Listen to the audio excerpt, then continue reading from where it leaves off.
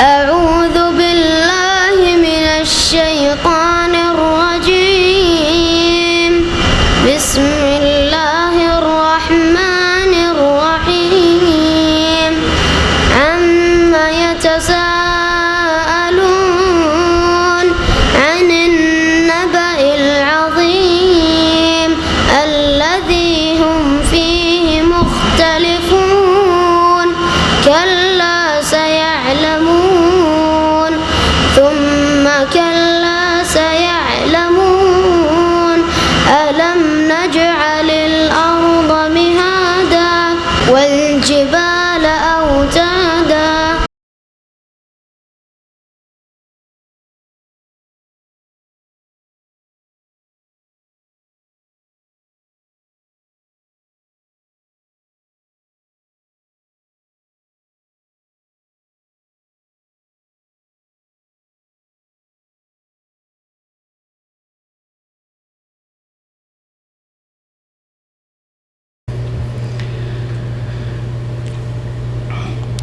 সনদ সহ হাদিস লিখতেন তখনকার জামানার মুহাদ্দিসিনগণ এবং লিখাতেন। ছাত্রদেরকে বলেন, সাথীদেরকে, যে তোমরা তোমাদের খাতাগুলি ধরো আর আমি হাদিস পড়ে শোনাচ্ছি। যতগুলি হাদিস শুনেছি একটা একটা করে, আর তরতিবের সাথে, অমুক দিনে এতটি হাদিস শুনেছি, 10টা 20টা 25টা 30টা হাদিস শুনেছি, শোনো শুরু থেকে। আর তরতিবের উল্টো পাল্টা না, আগে পরে করে না, যেইভাবে তোমরা ওস্তাদের কাছ থেকে লিখেছো ওইভাবে আমি শোনাচ্ছি। কালা হাদ্দাসানা ফুলান আন ফুলানিন আন ফুলানিন আন ফুলানিন আন আবি হুরায়রা আন রাসূলিল্লাহ সাল্লাল্লাহু আলাইহি ওয়াসাল্লাম শোনানো হইল। এইভাবে এক এক করে সমস্ত হাদিসগুলি তারা খাতা ধরে আছে এরকম করে, হ্যাঁ। আর তিনি সব হাদিসগুলি শুনিয়ে দিলেন। আশ্চর্য হয়ে গেল সাথী সঙ্গীরা, আরে এই মোহাম্মদকে তো আমরা ঠাট্টা মজাক করতাম, একেও তো আমরা হেয় প্রতিপন্ন করতাম, পাগল বলতাম, যে খাতা নেই, কালি নেই, কলম নেই, আর ওস্তাদের সামনে বসে কি করছো সব ভুলে যাবে। সব মুখস্থ আছে, আর আমাদের তো কিছুই তেমন মুখস্থ নেই, সব খাতায় আছে, বাড়ি গিয়ে কখন মুখস্থ করবো এই চিন্তা করছি আমরা। আল্লাহু আকবার। এই জন্য ইমাম বুখারী রহমতুল্লাহ আলাইহি সম্পর্কে মুহাদ্দিসিনরা মন্তব্য করতে গিয়ে বলেছেন যে ইন্নামা খুলিকা লিল হাদিস, তাকে আল্লাহ পাক সৃষ্টি করেছেন হাদিসের খেদমতের জন্য, হাদিসের জন্য সৃষ্টি করেছেন আল্লাহ পাক রব্বুল আলামিন স্পেশালি। ইমাম বুখারী রহমতুল্লাহ আলাইহি হাদিস হাসিল করতে গিয়ে দীর্ঘ মেহনত করে অনেক দূর পৌঁছেছেন কষ্ট করে, তারপরে দেখলেন যে ওস্তাদ ভালো নয়, সামান্য সন্দেহ হলে যে ওস্তাদ দিনদার হয়তো নয়, ছেড়ে দিয়ে চলে এসেছেন। এরকম একটি ঘটনা তার জীবনীতে উল্লেখ করা হয়েছে।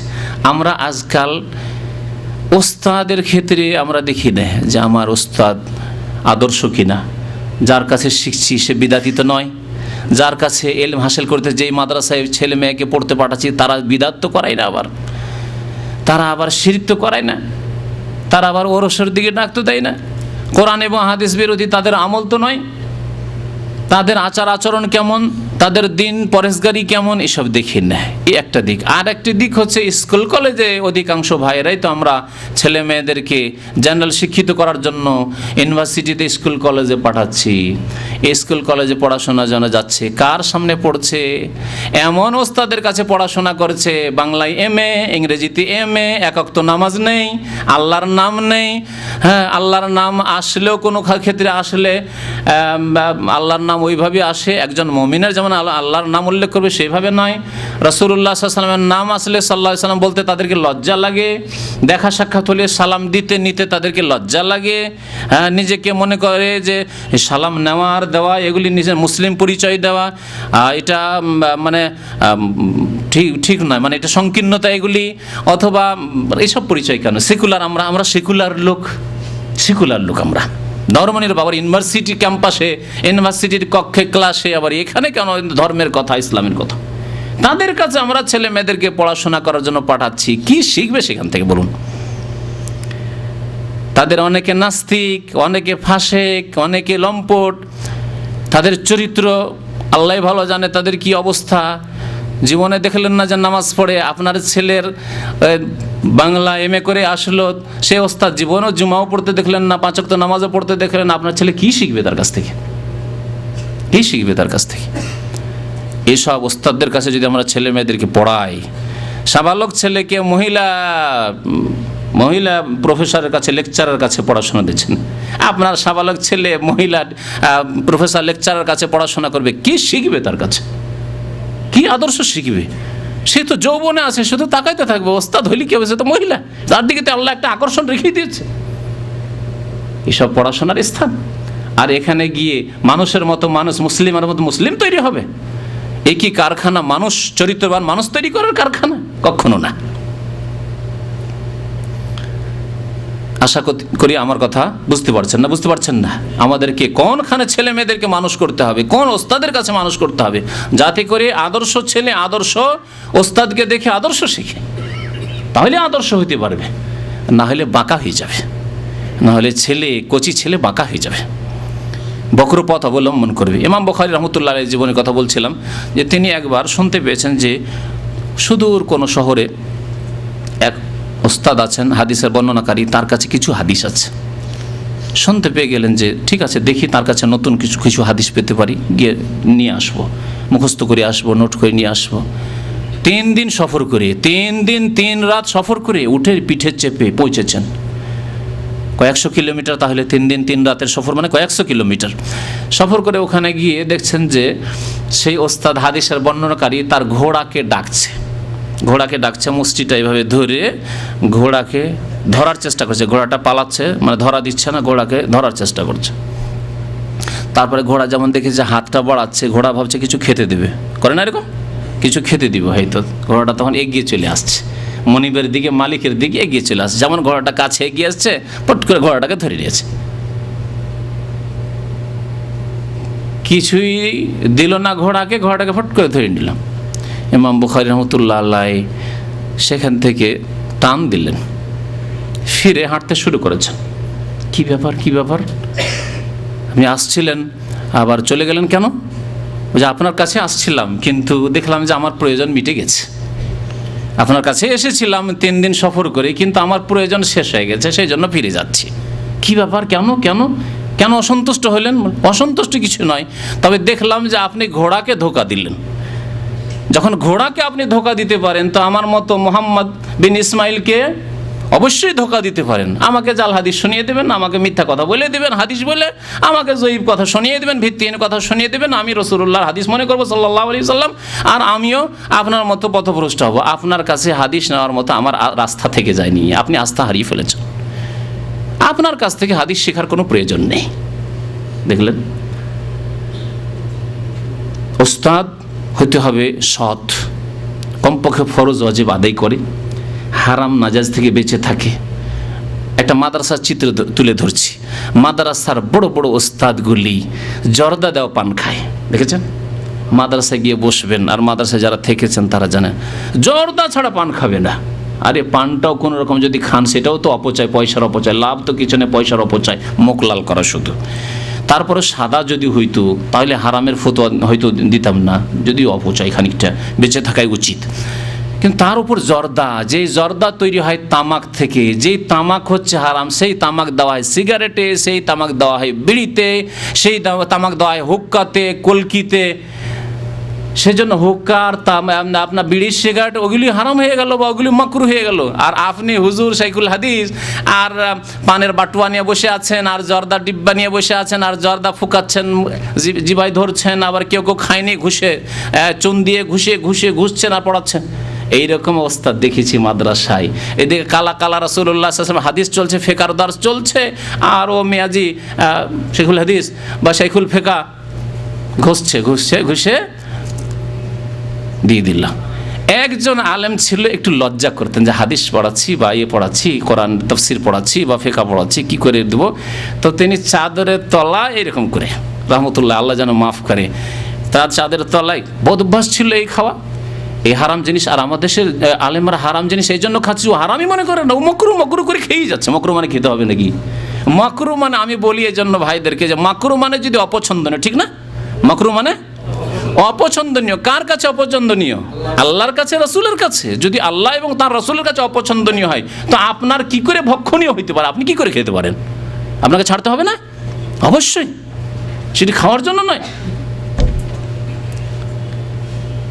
তো লুকিয়ে এদিকে দিয়ে এরকম করে ধরে দিয়ে দিতেন মুখে, চাঁদের আড় করে। অভ্যাস অনেক ওস্তাদের থেকেছে, ওস্তাদ থেকে প্রভাবিত হয় অনেকে। আলহামদুলিল্লাহ জীবনে জর্দা মুখে যায়নি, পানটাও হয় 25 বছর আগে ছেড়ে দিয়েছে আলহামদুলিল্লাহ, সেটা আল্লাহ পাক তৌফিক দিয়েছেন। সাদা পান ও মিষ্টি পান আমার দেশে খাওয়া অভ্যাস, মানে অনেকে বাধ্য করে খাওয়ার জন্য। মনে করে এই দেশে যেমন কোনো মেহমান আসলে একটু গাহুয়া খেজুর দিতেই হবে, আর আমাদের দেশে একটা পানের খিলি দিতেই হবে। ইদানিং চাটা শুরু হলো, আগে তো চা ছিল না, তখন পান দিয়ে মেহমান বিদায়, হালকা মেহমান পান দিয়ে বিদায়, না খবরদার না। আর জর্দা খবরদার দেবেন না আপনি। জর্দা মেহমান যদি জর্দা খাওয়া মেহমান হয় তবুও দেবেন না, যদি পান দিতেও হয়। আর যদি বলে জর্দা নেই, আমরা জর্দা রাখি না, কি বলবেন, জর্দা আমরা রাখি না, যদি আপনার প্রয়োজন হয় তো দোকানপাট আছে, খোঁজ করে না। আমার আব্বা যখন জন মজুর করতেন, তো আমাদের দেশের মজুরগুলি খাওয়া মজুর হইতো, তো খাওয়া মজুর খাওয়া দাওয়া তো দেওয়া হইতো, তারপরে আবার বিড়ি সিগারেট, আমরা ছোটো ছোটো বাচ্চা তখন নাবালক 12-13 বছরের, ওই জন মজুরগুলি বলতো যে বিড়ি সিগারেট নিয়ে আমরা তো বিড়ি খাই। আব্বাকে গিয়ে বলতাম, আমরা কি জানি, 10 বছরের ছেলে, বলতাম যাও ওই জন পাইটগুলিকে বলে দাও যে বিড়ি সিগারেট নাই, আমাদের বাড়িতে কাজ করলে বিড়ি সিগারেট ওসব পাওয়া যাবে না। বিড়ি সিগারেট বাদ দিয়ে খাবার খাবে, রুটি খাবে, ভাত খাবে, ওগুলো আছে, কিন্তু বিড়ি সিগারেট নাই। তো মেহমান আপনার বাড়ি আসবে আর জর্দা খোঁজ করবে, বিয়ের যে বরযাত্রী আমাদের দেশে আসে, কি করি তাদেরকে স্পেশাল তাদের জন্য জর্দা রাখা আছে। কেন হারাম, কেন জর্দা পেশ করবেন আপনি, হারাম দিয়ে আপ্যায়ন করবেন আপনি। জর্দা রাখবেন না, বিড়ি রাখবেন না, সিগারেট রাখবেন না, যার লাগবে কষ্ট করুক, তারপরে ওকে দোকান দেখিয়ে দিবেন, ওটাও কোনার জন্য সাহায্য করা হলে। খুঁজে নেন, জানি না কোথায় দোকান আছে, খুঁজেন, একটু হয়রান হোক ভালো করে।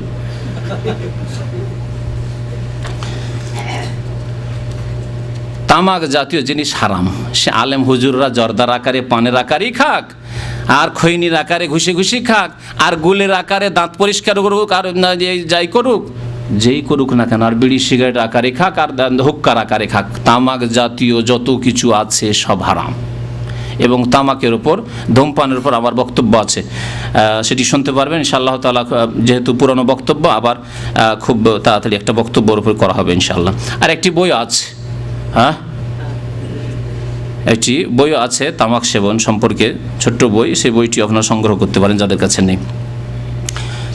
ইমাম বুখারী রাহমাতুল্লাহ আলাইহির স্মৃতি শক্তি এত প্রখর ছিল, তার স্মৃতি শক্তি, যে ইমাম বুখারী রাহমাতুল্লাহ আলাইহির 3 লক্ষ হাদিস মুখস্থ ছিল, কোরআনের মতো মুখস্থ ছিল।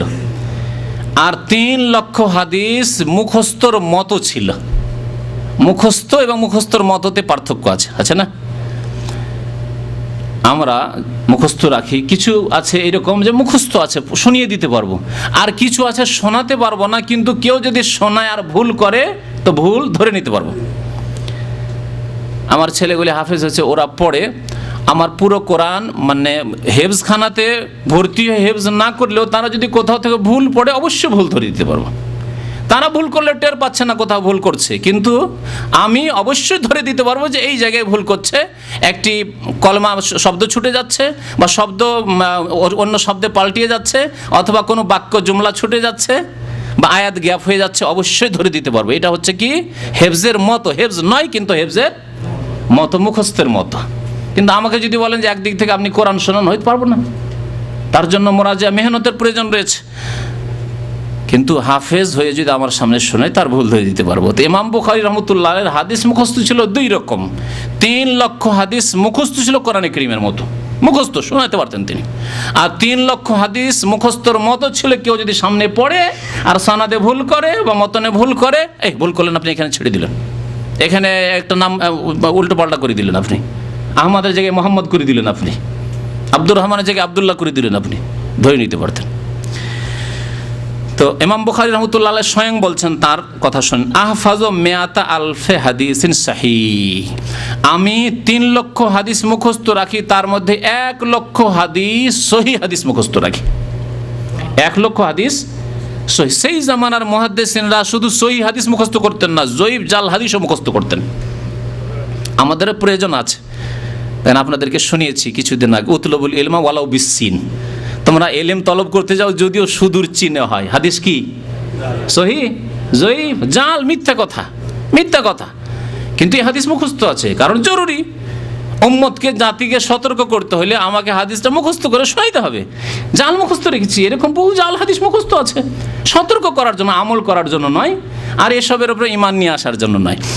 তো ইমাম বুখারী রহমতুল্লাহ আলাইহি বলছেন যে আমার 1,00,000 সহিহ হাদিস মুখস্থ আছে, ওয়া আহফাজু মিয়াতাই আলফি হাদিসিন গায়রে সহিহ, আর 2,00,000 মিয়াতাই মানে মিয়াতাইন 2,00,000 গায়র সহিহ হাদিস মুখস্থ আছে, মানে জয়ীফ এবং জাল, দুর্বল, মুনকার হাদিস মুখস্থ আছে আমার। জাতিকে সতর্ক করার জন্য তার বহু কিতাব রয়েছে যেগুলিতে সতর্ক করেছেন যে এই হাদিসগুলি জয়ীফ, এই হাদিস মওযু, উম্মতকে সতর্ক করার জন্য। তাহলে ভালো জানতে হবে, মন্দ জানতে হবে। যেমন আপনাকে উদাহরণ দিই, আকীদার ক্ষেত্রে আপনি যেমন জানবেন তা'বুদুল্লাহ ওয়ালা তুশরিকু বিহি শাইআ, একমাত্র আল্লাহর ইবাদত বন্দেগী করবেন, তার মানে 5 ওয়াক্ত নামাজ পড়বেন, এক আল্লাহকে ডাকবেন, এক আল্লাহর কাছে দোয়া করবেন, এক আল্লাহর কাছে সন্তান সন্ততি চাইবেন, এক আল্লাহর কাছে রোগের আরোগ্য চাইবেন, ঠিক না? এটা হচ্ছে ভালো কথা। খারাপ কথা কি? আল্লাহর সাথে শিরক করা। মাজারে সিজদা করবেন না, মাজারে আবার খাসি জবাই করতে, মুরগ জবাই করতে যাবেন না, মাজারে চাদর চড়াইতে যাবেন না, মাজারে ওরসের মেলায় যাবেন না, মাজারে গিয়ে আপনি মনে করবেন ওখানে ছেলে পাওয়া যায়, মেয়ে পাওয়া যায়, ওখানে গেলে রোগ ভালো হয়, ওখানকার মাটি নিয়ে আসলে বরকত হাসিল হয়, এসব শিরকি আকীদা রাখবেন না। এগুলি কি? খারাপ। কি জন্য খারাপ বললাম? বাঁচার জন্য, বাঁচবেন, আপনাকে সতর্ক সাবধান করার জন্য। আল্লাহ পাক ওই বলেছেন ওয়াবুদুল্লাহ ওয়ালা তুশরিকু বিহি শাইআ, একমাত্র আল্লাহর ইবাদত করো, আল্লাহর সাথে শরীক করিও না, দেবী দেবতার কাছেও যেও না, প্রতিমা পুতুলে মন্দিরেও যেও না, আর মাজারে গিয়েও শিরক কুফরি করিও না। তো সহিও জানতে হবে, জয়ীফও জানতে হবে। সাধারণ মানুষকে প্রথম সহি জানতে হবে, কারণ যেটা করণীয় সেটা অবশ্যই আপনাকে জানতে হবে। তারপরে জয়ীফ জাল সম্পর্কে যতটা আপনি জানতে পারেন বাঁচার জন্য, নিজে বাঁচার জন্য, নিজের পরিবারকে বাঁচানোর জন্য, আর যাদেরকে আপনি দাওয়াত দিতে পারবেন তাদেরকে বাঁচানোর জন্য।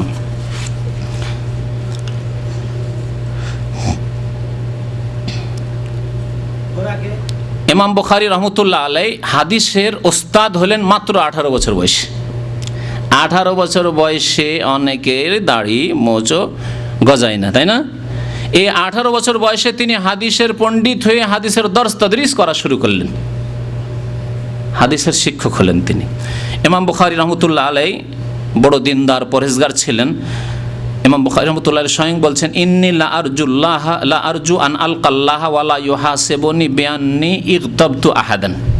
আমি আপনাদের যদি সবাইকে জিজ্ঞাসা করি যে কে বলতে পারবেন যে জীবনে আপনি কারো গীবত করেননি? পারবেন কে বলতে? গ্যারান্টির সাথে, নিশ্চয়তার সাথে যে আমি সাবালক হওয়ার পরে বা মনে পড়তে কারো গীবত করিনি যে আব্দুল খালেক খারাপ, এই কথা বলিনি, ওর মধ্যে এই দোষ আছে। সামনে বললে সংশোধন হইতো, কিন্তু চোখের আড়ালে কি জন্য বলেছেন এর নাম গীবত কাবিরা গুনাহ, কোনো মানুষ বলতে পারবেন না। এমনকি আলেম সমাজ আজকালকার এমন, আল্লাহু আকবার, আমরাই বাঁচতে পারবো না হয়তো, নিশ্চয়তার সাথে বলতে পারবো না যে আমরা গীবত থেকে মুক্ত। ইমাম বুখারী রাহমাতুল্লাহ কি বলছেন শোনেন, এই হচ্ছে তাকওয়া, এই হচ্ছে জুহুদ, এই হচ্ছে আল্লাহ ভীরুতা।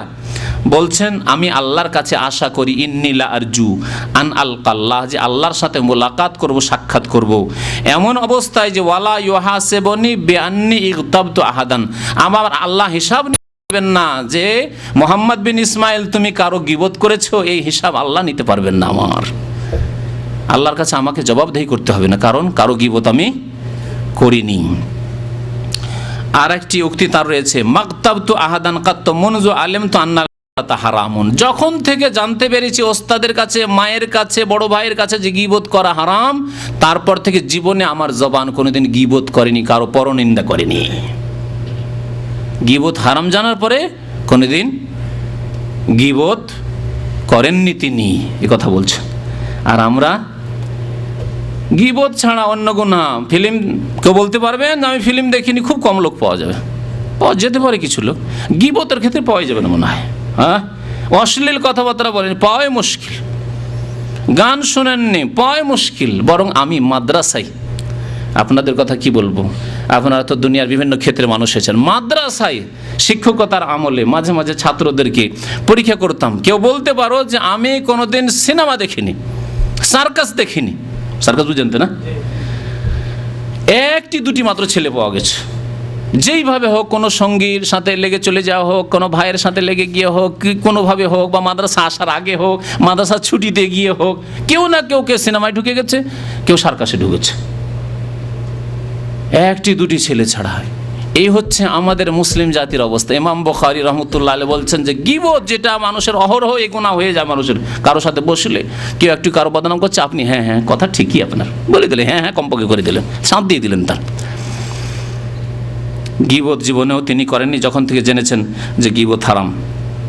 এত দিনদারি পরেশগারি ছিল যে একবার তিনি নামাজ পড়ছিলেন আর তার পিঠে কাপড়ের তলায়, কামিজের তলায় ভিতরে ঢুকে গিয়েছিল আপনার বিষাক্ত পোকা, আর দংশন করতে আছে, ফুলে গেছে, তার চেহারা লাল হয়ে যাচ্ছে, কিন্তু তিনি নামাজ ছাড়ছেন না এবং তিনি বিব্রত হচ্ছেন না।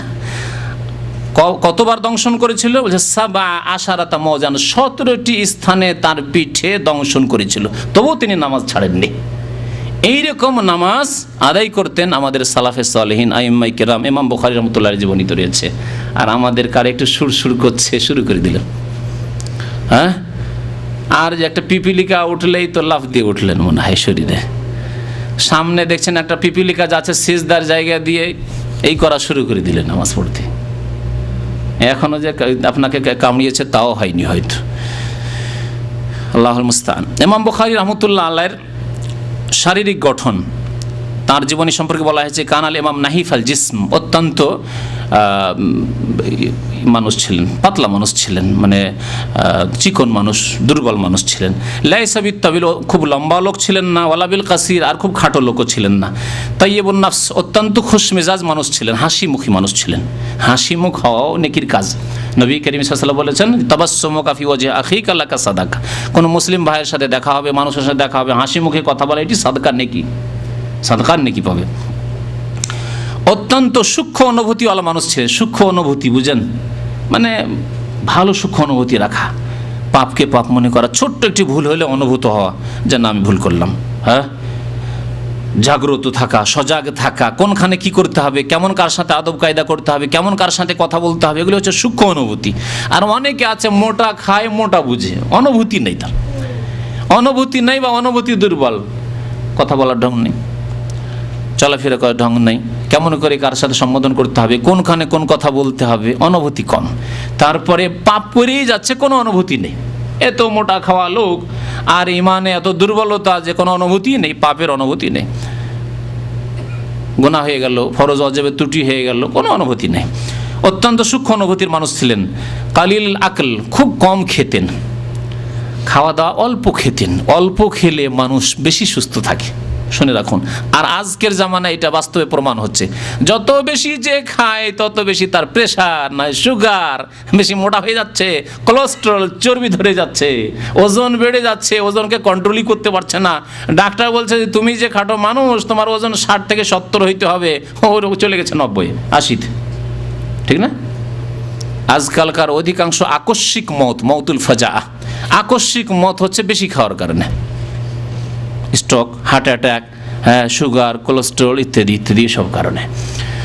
অত্যন্ত কম খেতেন। কম খেলে হবে কি, আপনি পরীক্ষা করে দেখবেন, এশার নামাজের পরে খাওয়া দাওয়া করবেন বা তার আগে খাওয়া দাওয়া করবেন, তাড়াতাড়ি, বেশি রাত করে নয়, 11টার পরে নয়, তার আগে খাওয়া দাওয়া করবেন। খাওয়া দাওয়ার পরে 1-2 ঘন্টা একটু জেগে থেকে কিছুটা হজম হতে দেবেন, আর অল্প খাবেন, 3 ভাগ করে পেটে অল্প খাবেন। 100 গ্রামের চাউলের ভাতের বেশি নয়, তার কম, অল্প খান। অথবা রুটি খান, বেশি না, অর্ধেক একটা রুটি খান, অল্প খান আর কি, আপনার শরীর হিসেবে আপনি খাবেন, অল্প খান, পেটকে খালি রাখেন, সুস্থ থাকবেন। এবং ফজরে, কেন ফজরের আগেই ঘুম ভেঙে যাবে, বাস্তব সত্য কথা বলছি।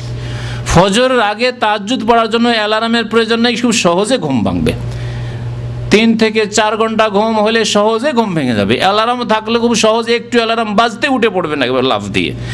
আর যদি বিরিয়ানি পেয়েছেন, আর ভালো গোস্ত পেয়েছেন, মাছ পেয়েছেন, পেট ভর্তি করে এমন খেলেন যে পানি খাওয়ার আর জায়গা নেই, দাওয়াত খেয়েছেন, খেয়ে তারপরে আসছে সেভেন ভাই আর জায়গা নেই, ফল ফ্রুট আছে আর কোথায় রাখবো, জায়গাই নেই, এত ভাত খেয়েছেন আর জায়গাই নেই। এইরকম যদি খাবার খান আর রাত যদি 9টার সময় ঘুমান, তবু ফজরে উঠতে পারবেন না, 7 ঘন্টা পরে ফজরে উঠতে কষ্ট হবে, বাস্তব সত্য।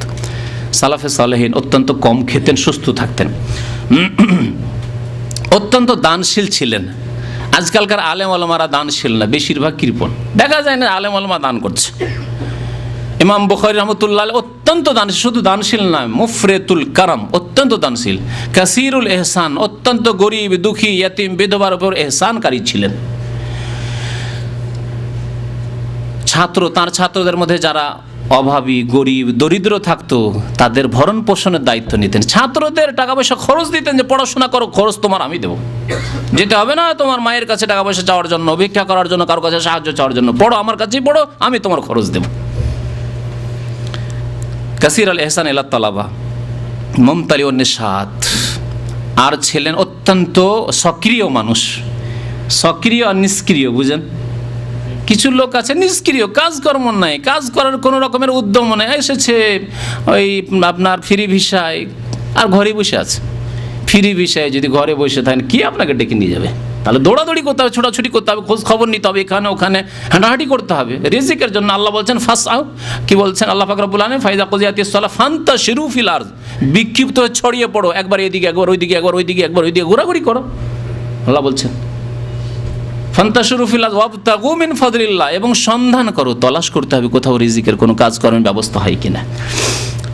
শুধু এখানকার কথা বলছি না, দেশও আপনাকে তো। আর যদি সকালবেলা আবার দিলেন একটা টান ঘুম, সৌদি আরব থেকে সকালে শুয়ে অভ্যাস, দেশে গিয়ে অনেকে এখানকার থাকা লোকেরা, প্রবাসী লোকেরা দেশে গিয়ে খুব ঘুম দেয়। দেশে যদি সকালবেলা সকাল 8টা পর্যন্ত ঘুমান, তা আর কোনো কাজ করতে হচ্ছে না দিনে, রৌদ্র হয়ে গেলে আর ভালো লাগছে না, থাক। কারণ ওখানে তো আর ডিউটির চাপ নেই যে যেতেই হবে, 9টায় ডিউটি 10টায় ডিউটি, হাজির হইতে হবে, ইচ্ছায় আর মনে করলো না, সারা দিন গেলেন না, পড়ে থাকলেন অলসের মতো। অলস হইলে হবে না, সক্রিয় হইতে হবে। ইমাম বুখারীর মতো অত্যন্ত সক্রিয় মানুষ ছিলেন, এমনকি জেহাদের প্রস্তুতি নিতেন। এত বড় ইমাম, এত বড় মুহাদ্দিস, জেহাদের প্রস্তুতি নিতেন, তীরন্দাজি করতেন, তীরের নিশানা। সন্ধ্যাবেলা আসর পরে মাগরিবের একটু আগে পাহাড়ের আড়ে চলে যেতেন, যেখানে লোকজন নেই, বাচ্চারা নেই, কারণ বাচ্চারা থাকলে কাউকে লাগতে পারে, কোনো মানুষ থাকলে লাগতে পারে, ফাঁকা মাঠে পাহাড়ের আড়ে গিয়ে তীরের নিশানা বানাতেন। তার ছাত্ররা বলতেন যে আপনি এত বড় ইমাম, এত বড় মুহাদ্দিস, আমাদের ওস্তাদ, আপনার এগুলির কি প্রয়োজন? এগুলি খেলাধুলা আমরা করব, আপনার কি প্রয়োজন? তিনি বলতেন যে আল্লাহ পাক যদি আমাকে জিহাদের সুযোগ দেয়, কাফের সামনে আসে মুসলিমদেরকে হত্যা করার জন্য, মুসলিমদের বাড়িঘর লুটপাট করার জন্য, মুসলিমদের জুলুম অত্যাচার করার জন্য, তো আমি কি ইমাম বুখারী কাপুরুষের মতো বসে থাকবো? আমার উপর আল্লাহ জিহাদ ফরজ করেনি, জিহাদ আল্লাহ আমার উপর ফরজ করেছেন। সুতরাং প্রস্তুতিটা রাখছি, যদি আল্লাহ করে দিয়ে সুযোগ দেয় তখন নিশানা বানাবো আল্লাহর শত্রুদেরকে। তাই বলছেন ফাকান ইয়াজিদুর রামিয়াতা ইস্তিদাদাল লিল জিহাদ, জিহাদ ফি সাবিলিল্লাহর প্রস্তুতি স্বরূপ তিনি তীর আন্দাজিতে ভালো পটু ছিলেন, পারদর্শী ছিলেন। ইমাম বুখারী রাহমাতুল্লাহ আলাইহির প্রশংসা সম্পর্কে শুনেন, ইমাম আহমদ বিন হাম্বল তার ওস্তাদের ছাত্রর প্রশংসা খুব কম করে, এটা জানেন কি? বিশেষ করে মাদ্রাসা দ্বীনি ওস্তাদ, আলেম ওলামা ওস্তাদ, স্কুলের ওস্তাদরা করবে, কারণ সরকারি চাকরি ও আমার কি করে নেবে? সরকারি আমার চাকরি আছে, ওর চাকরি হলে আলাদা হবে, ওর চাকরি থেকে আমি কিছু, আমার থেকেও কিছু পাবে না। কিন্তু মাদ্রাসা প্রাইভেটে যারা আছে তাদের মধ্যে হিংসা একটু বেশি, কারণ ও যদি বড় বক্তা হয়ে যায় তাহলে তো আমি কমে গেলাম। ওস্তাদ ছিল বক্তা, ছাত্র যদি বক্তা হয়ে যায় তাহলে আমার তো বাজার একটু ডাউন হয়ে যাবে।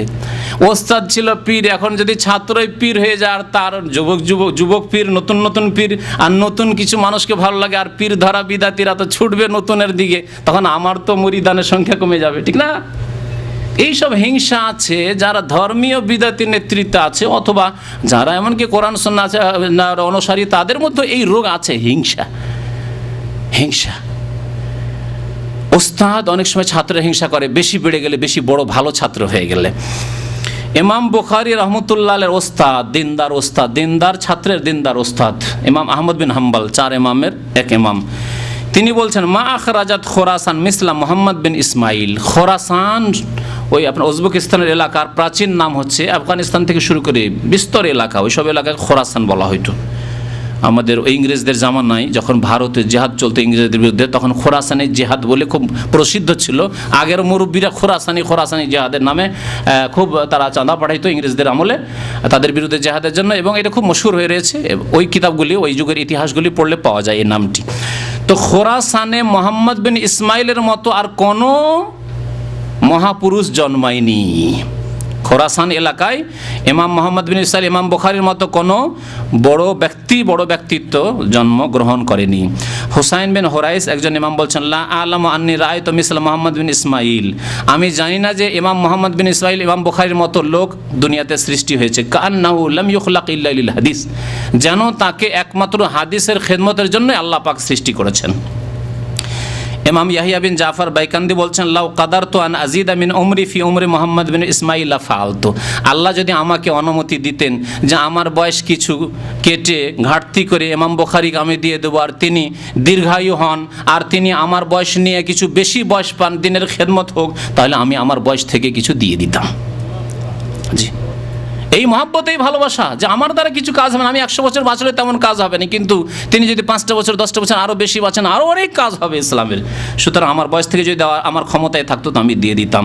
ফাইন্না মৌতি এখন মৌত রজুলিন ওয়াহিদ, কারণ আমি যদি মরে যাই একজন মানুষ মরলাম, আমি একজন সাধারণ মানুষ বা সাধারণ একজন আলেম, আমি মরে গেলে একজন সাধারণ মানুষ মরলাম, কি একজনের মত হইল। ওয়া মৌত মোহাম্মদ বিন ইসমাইল ফিহে জিহাবুল লিল ইলমি, আর ইমাম মোহাম্মদ বিন ইসমাইল বুখারী যদি ইন্তেকাল করেন তাহলে ইলম দুনিয়া থেকে উঠে যাবে।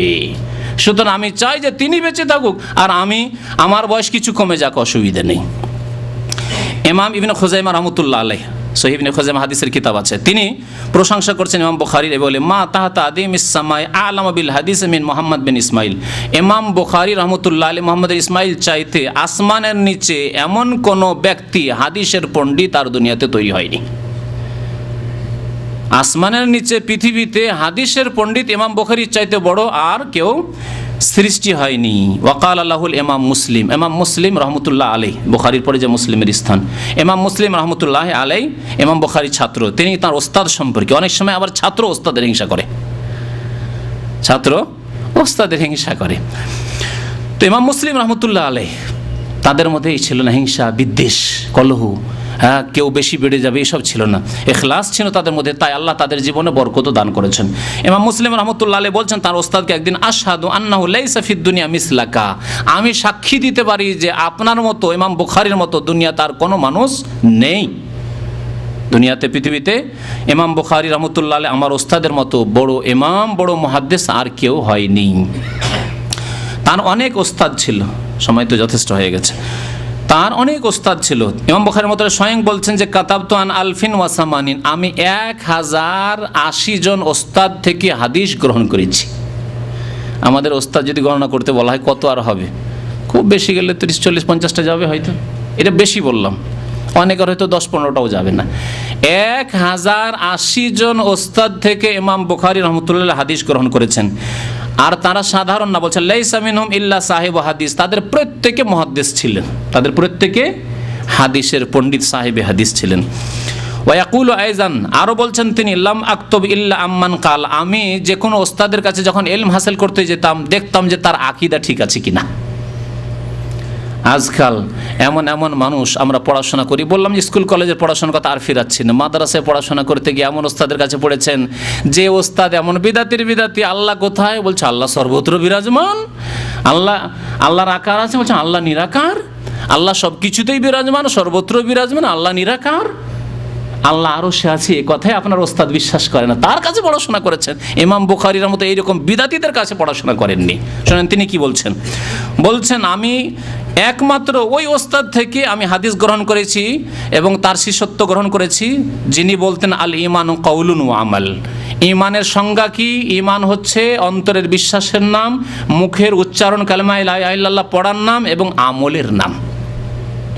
কারণ সেই জমানে ইখতিলাফ চলে আসছিল, একদল বিদাতি ছিল যারা বলতো যে ঈমানের জন্য বিশ্বাস যথেষ্ট, মুরজিয়া, যদি অন্তর থেকে বিশ্বাস করে তাহলে যথেষ্ট, এক মুরজিয়া ফিরকা বেরিয়েছিল।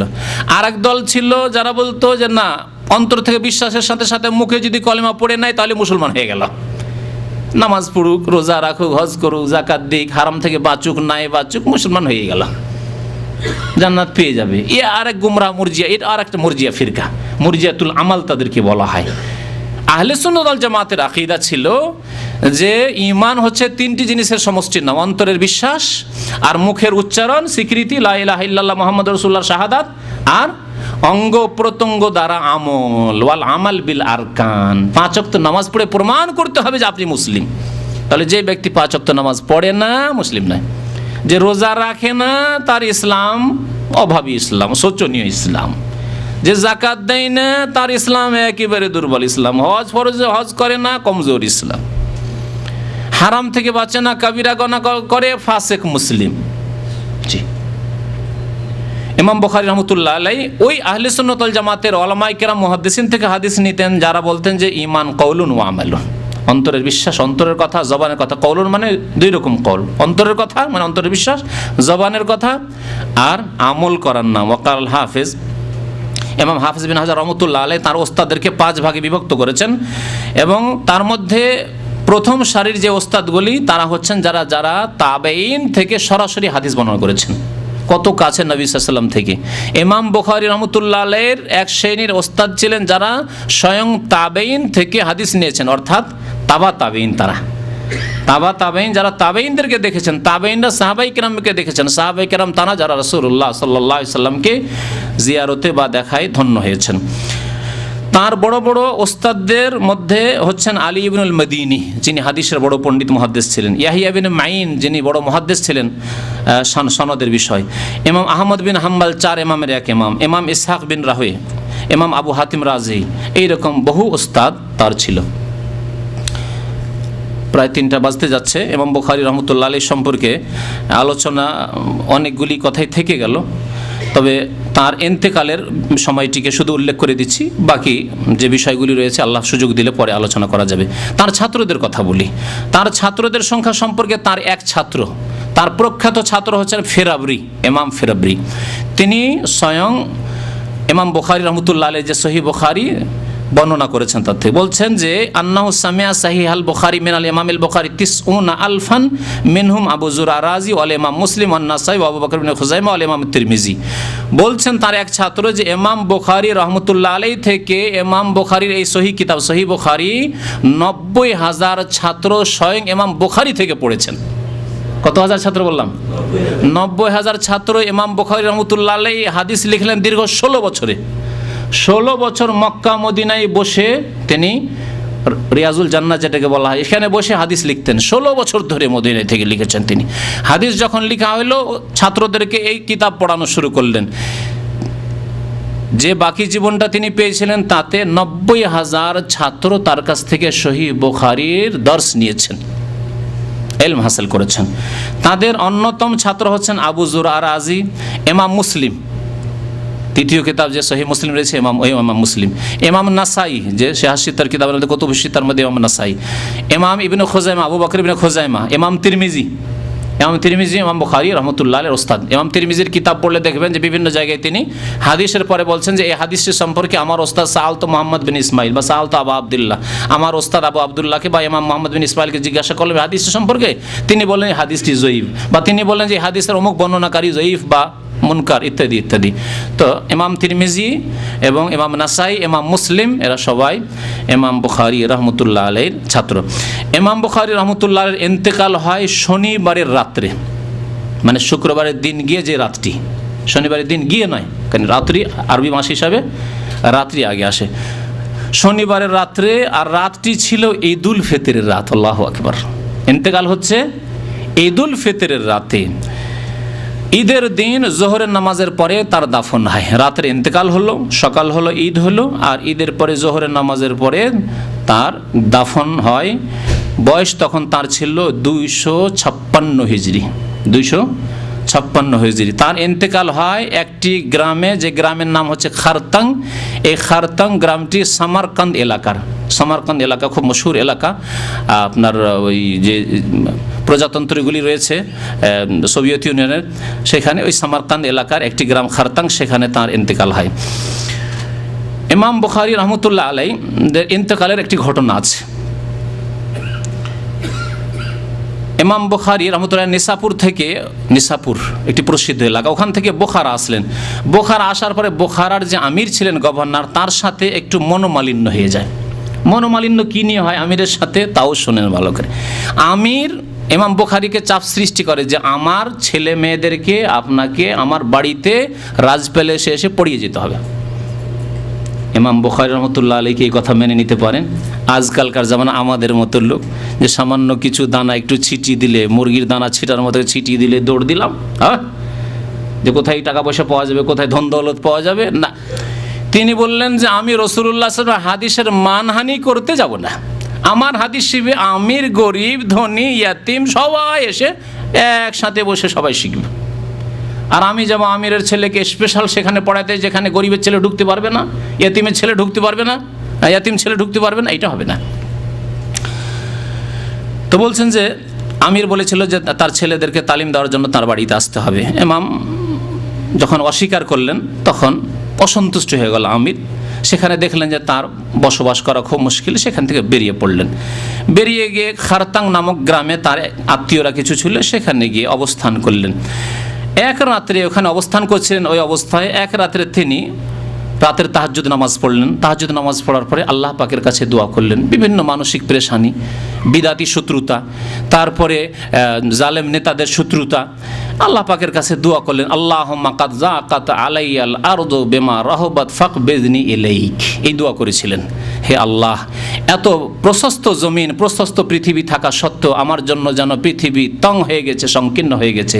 সুতরাং আল্লাহ, আর আমি পৃথিবীতে থাকতে চাই না, তুমি আমাকে তোমার কাছে ডেকে নাও। ফাকবিজনি ইলাইক, আমার জান তুমি কবুজ করে নাও। আল্লাহ, আল্লাহ তুমি আমার রূহ কবুজ করে নাও, আমাকে তুমি তোমার কাছে নিয়ে নাও। আল্লাহুম্মা কাদ যাকাত আলাইয়াল আরদু বিমা রাহবাত ফাকবিজনি ইলাইক। তাহাজ্জুদ পড়ার পরে, কিয়ামুল লাইলের পরে এই দোয়া করেছিলেন। আল্লাহ পাক দোয়া কবুল করলেন। বর্ণনাকারী বলছেন যে এই দোয়া করার পরে 1 মাস যায়নি, 1 মাস শেষ হয়নি। ফামা তাম্মাস শাহর হাত্তা কাবাজাহুল্লাহ, 1 মাসের অল্প সময়ে তার ইন্তেকাল হয়ে গেল। ইমাম বুখারী রহমতুল্লাহ ইন্তেকাল হয়ে গেল। জানাজার ব্যবস্থা হলো, অসংখ্য লোক জানাজায় হাজির হলেন। তারপরে দাফন যেমনই করা হলো, একটি বর্ণনায় রয়েছে যে ফাহা মিন তুরাবি কাবরিহি রায়াহাতুন তাইয়্যিবাহ, তার কবর থেকে সুগন্ধি আসতে শুরু হলো কাল মিস্ক, মিস্ক আম্বারের, মৃগ নাবির সুগন্ধির মতো। দুনিয়ার মধ্যে সবচেয়ে মূল্যবান যে সুগন্ধি, হ্যাঁ, আতর, তা হচ্ছে মিস্ক আম্বারের আতর। এইরকম সুগন্ধি আসতে শুরু হলো কবরের মাটি থেকে। এটি হচ্ছে কি? কারামত। আর এরাই হচ্ছেন সত্যিকার আল্লাহর ওলি। আল্লাহর ওলিদের কারামত রয়েছে, শয়তানের ওলিদের কারামত নয়, তাদের ভণ্ডামি রয়েছে, হ্যাঁ, তাদের শিরক বিদাত রয়েছে। এবং তা নির্ধারণ করবে তাদের আচার আচরণ, তাদের আখলাক। তারা কি দ্বীনের ওপর আমল করে, তারা সুন্নতের ওপর আমল করে, তারা কি সুন্নতের খেদমত করেছে না বিদাতের খেদমত করেছে, তা অবশ্যই লক্ষণীয় বিষয় রয়েছে। তো এইরকম যখন হতে লাগলো, তখন লোকেরা ছুটতে শুরু করলো, সবাই কবরের মাটি নিয়ে যাওয়া শুরু করলো। যে এত সুন্দর আতর আর কোথায় পাবো, এই মিস্ক আম্বার, সবাই কবরের মাটি নিয়ে যাওয়া শুরু করলো নিজ নিজ বাড়িতে। এমন আশঙ্কা হইল যে কবরে আর মাটি থাকবে না, কবরের মাটি একেবারে খালি করে দিবে। তখন সেখানকার যে প্রশাসন ছিল, তারা কবরের ওপর শক্ত মজবুত করে বেড়া দিয়ে দিল, কাঠের মজবুত বেড়া দিয়ে দিল, যাতে করে সেখান থেকে মাটি টেনে শেষ না করতে পারে। ইমাম আব্দুল ওয়াহিদ বিন আদম বলছেন যে আমি নবী করিম সাল্লাল্লাহু আলাইহি সাল্লামকে একদিন স্বপ্নে দেখলাম। রাআইতুন নবী সাল্লাল্লাহু আলাইহি ওয়াসাল্লাম ফিন নওম, একদিন আল্লাহর নবীকে স্বপ্ন দেখছি।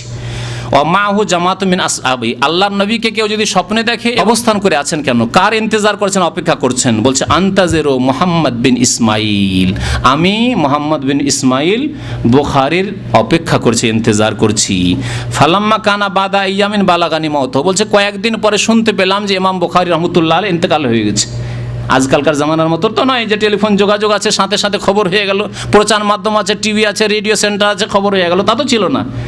কিছু দূর হলেই খবর নাই, কয়েকদিন পরে জানতে পারছেন যে ইমাম বুখারী রহমতুল্লাহ ইন্তেকাল হয়ে গেছে। ফানাজারতু ফাইজা হুয়া কাদ মাতা ফিস সাআত আল্লাতী রাআইতু ফিহা নবী সাল্লাল্লাহু আলাইহি ওয়াসাল্লাম, আমি তখন গুনে দেখলাম যেই রাত্রে, যেই সময় স্বপ্ন দেখেছিলাম, সেই সময়ে ঈদের রাত্রে ইমাম বুখারী রহমতুল্লাহ আলাইহির ইন্তেকাল হয়েছে। ওই সময় আমি স্বপ্ন দেখছি, যেই সময় নবী সাল্লাল্লাহু আলাইহি ওয়াসাল্লাম অপেক্ষা করছেন, আর আমি দেখছি স্বপ্নে সেই সময় ইমাম বুখারী রহমতুল্লাহ আলাইহির ইন্তেকাল হচ্ছে। আর নবী সাল্লাল্লাহু আলাইহি ওয়াসাল্লাম বলছেন আমি মুহাম্মদ বিন ইসমাইলের ইন্তেজারে আছি।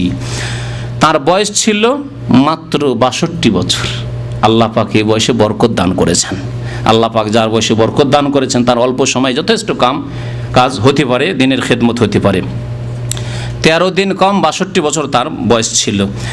একজন যারা কবিতার আকারে তার বয়স তার জন্ম তারিখ, তার ইন্তেকালের তারিখ কবিতার আকারে উল্লেখ করেছেন। বলেছেন কানাল বুখারী হাফেজান মুহাদ্দিসান, ইমাম বুখারী হাফেজ এবং মুহাদ্দিস ছিলেন।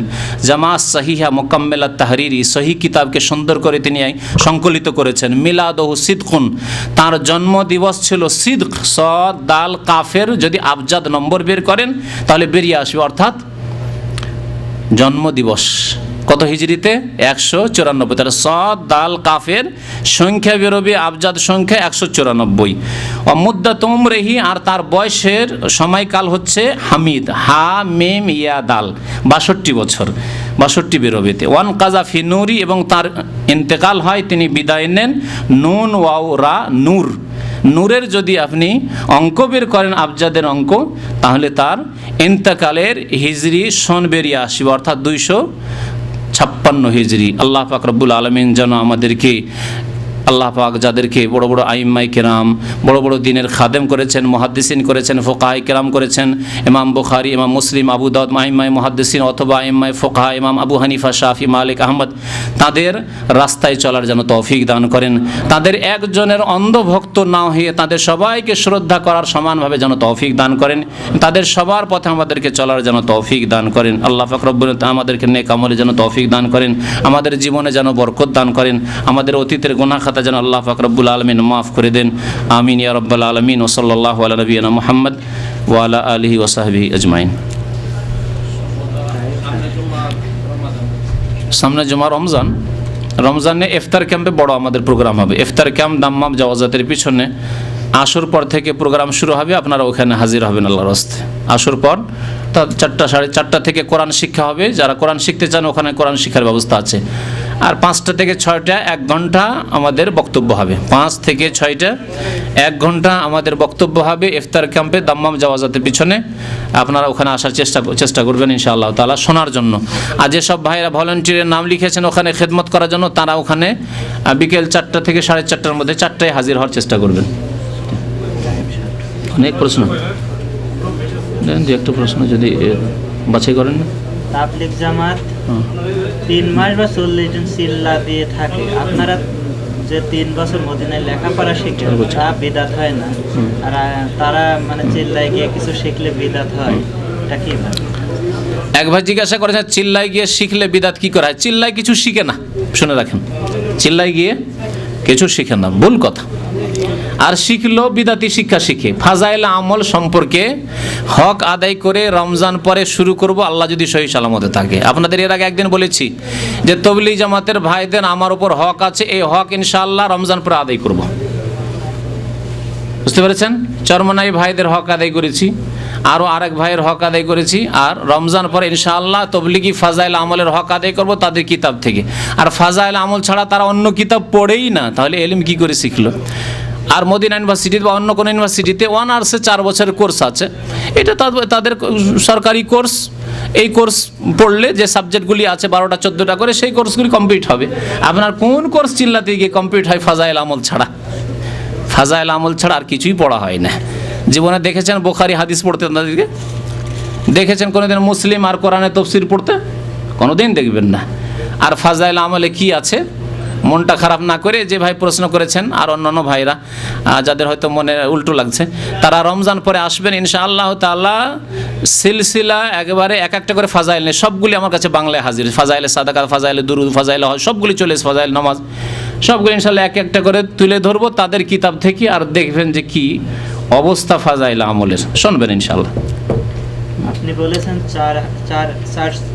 400 রিয়াল থাকলে যাকাত ফরজ। আমি জানতে চাই, এক লোকের 20,000 টাকা ধার দিয়েছে, জানি না কবে ফেরত দেবে, এই টাকার যাকাত দিতে হবে কিনা এবং এতিমখানায় দেওয়া যাবে? ধার দিয়েছেন, যদি ধার দিয়ে থাকেন তাহলে ওই ধার টাকাটা যখন উঠে আসবে তখন যাকাত দিয়ে দিবেন। যতক্ষণ আপনার হাতে আসেনি, বিশ্বাস নেই কখন আসে না আসে। আমাদের সমাজে যে ধার দেওয়া, ওর কোনো স্টেশন নেই কখন যে দেবে। যদিও শরীয়তের তরিকা হচ্ছে বেঁধে দেওয়ার সময়, যে ভাই 3 মাস নিলেন, 2 মাসে নিলেন, 6 মাসের জন্য নিলেন। কিন্তু আমাদের বন্ধু বান্ধবকে যদি বলি যে আপনাকে 3 মাসের জন্য, ক মাসের জন্য নিচ্ছেন আপনি, তাহলে মন বেজার হয়ে যাবে, ঠিক না? ভালো ভালো মানুষ যদি বলা হয় যে কোন মাসে দিবেন আপনি, যদি এ কথা বলা হয় তার মন ক্ষুণ্ণ। ধার দিয়েও তাকে খুশি করতে পারলেন না, অথচ এটা হচ্ছে শরীয়ত যে আপনি ধার দিলে সীমা বেঁধে দেন যে কোন মাসে দিবেন, আপনি কোন তারিখে দেবেন। এক ভাই ছেলের জন্য দোয়া চেয়েছেন। এক ভাই তার ছেলের জন্য দোয়া চেয়েছেন, আল্লাহ পাক রব্বুল আলামিন যেন সুস্থ রাখেন, ভালো রাখেন, হেফাজতে রাখেন ইনশাআল্লাহ। চলেন থাক, বাকি প্রশ্ন ইনশাআল্লাহ আগামী সপ্তাহে প্রশ্নের উত্তর দেওয়া যাবে। রমজান মাসে অত না বইকে প্রশ্নের উত্তর দেওয়া যাবে।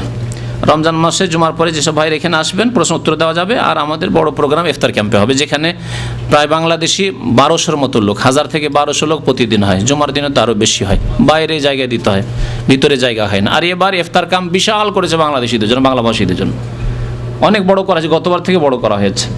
সুতরাং আপনারা ওখানে এসে ইফতার করবেন, নিজে ইফতারিতে সময় নষ্ট না করে ওখানে এসে দিনের কথাও শেখা হবে।